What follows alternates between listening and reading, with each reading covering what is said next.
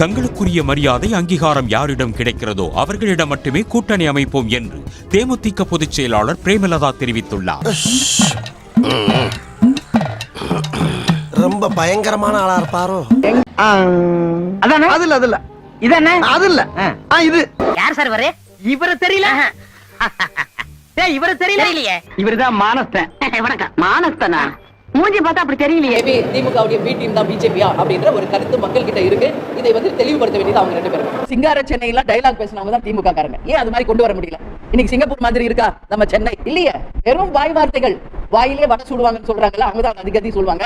பொன்முடி அவர்கள் சொல்றாரு, பஸ்ல ஓசியில தானே போறீங்க அப்படின்னு சொல்லி எல்லாரையும் வந்து இன்னைக்கு ஏழல படுத்துக்கிறார். ராசா அவர்கள் பார்த்தா இந்து மதத்தை வந்து கொச்சைப்படுத்த மாதிரி பேசிக்கிட்டு இருக்காரு. 100 ரூபாய் காயின் வெளியிடுவதிலும் மகனை துணை முதல்வர் ஆக்கலாமா என்பதிலும் இன்னைக்கு யோசிச்சுக்கிட்டு இருக்க முதல்வர் மக்கள் மீது கவனம் செலுத்தணும். இன்னைக்கு வந்து நிறைய ஸ்கூல்ஸ் நீங்க பாருங்க, உங்களுக்கு தெரியாதது எதுவும் இல்ல, மரத்தடியில நடத்திட்டு இருக்காங்க. கட்டிடங்கள் பாதுகாப்பு இல்லாத கட்டிடங்கள், பள்ளிக்கூடங்கள்ல இதையெல்லாம் சரி செய்யுங்கன்னா யாரும் காது கொடுத்து கேட்க மாட்டாங்க. எங்களுக்குரிய மரியாதை அங்கீகாரம் நிச்சயம் எங்கு கிடைக்குதோ அங்கு நாங்கள் கூட்டணி அமைப்போம். அவங்க இருக்கா பஜேரி, அந்த பிரேமலதா விஜயகாந்தா, அந்த விஜயகாந்த் பொண்டாட்டி அவ பேரு எலி பெத்த புள்ள மாதிரியே இருக்கிறாங்க. அவ பல்ல பத்தியாடி முன்னாடி வாடி மவுல உன் பல்ல புடுங்குறேன். மகனே, எங்க அண்ணன் தளபதி இந்த நாட்டுல முதலமைச்சர் ஆகட்டும்டா. ஜெயலலிதா சாவ மட்டும் கண்டுபிடிக்க போறதில்ல, விஜயகாந்துக்கு ஏன் வாய் போச்சுன்னு கண்டுபிடிப்போம். திமுக எங்களை பார்த்து பயப்படுகிறது. ஓடி இவள நிறைய பொம்பளைங்க உட்காந்துக்கிறேன்னு பாக்குறேன். மகளை உங்களை தூக்கி உள்ள போட்டு நசுக்கி சாறு பூஞ்சி.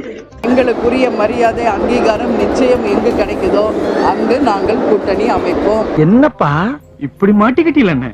மாட்டிக்கிட்டனா? ஆமாண்ணே, விரலத்தாண்டா தொட்டுட்டு தானே மாட்டிக்கிட்டீங்க. 30 சீட்டு 300 கோடியா? இன்னொன்னு 300 கோடி கொடுத்தாங்க. சொன்னபடி கொடுக்க மாட்டாங்கம்மா. தனலட்சுமி காலேஜில இருந்து வர வேண்டிய பணத்தை வாங்கி கொடுத்தாங்களா? இன்னைக்கு வந்து திமுகவுடன் தேமுதிக முதல் முறையாக நாங்க கூட்டணி அமைத்திருக்கிறோம்.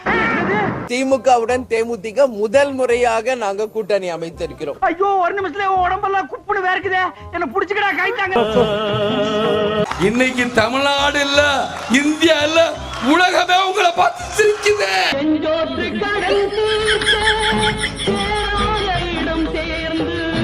என்ன பண்றது? அப்பவே சொன்னேன் கையெழுத்து போடாத கேட்டியா?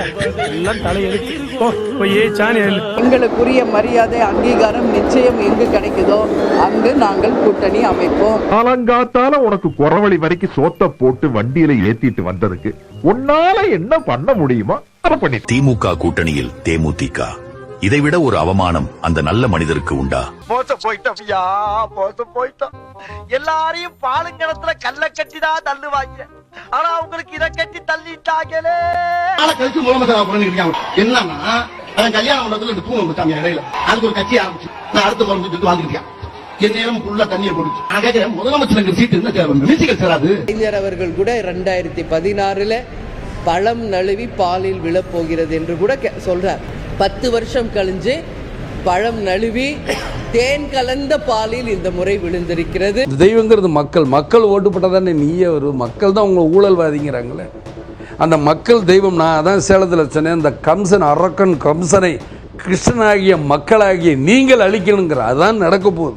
இவர் மாவலிமன் சொல்லிவிட்டு உடனே என்னுடைய இது அது இதுன்னு பொய்யோட உச்சத்தில் இருக்கார் கலைஞர். அதனால் மாவலிமை அரசனுக்கும் எதற்கும் எந்த சம்மந்தம் இல்லை. யாருக்கும் கதை தெரியலைங்க, ஏமாத்துறாரு. இவர் எப்பயுமே சொல்லுவார், தமிழினம் தமிழர்களுக்காக அப்படி மாதிரி இனத்தை அழிச்சு.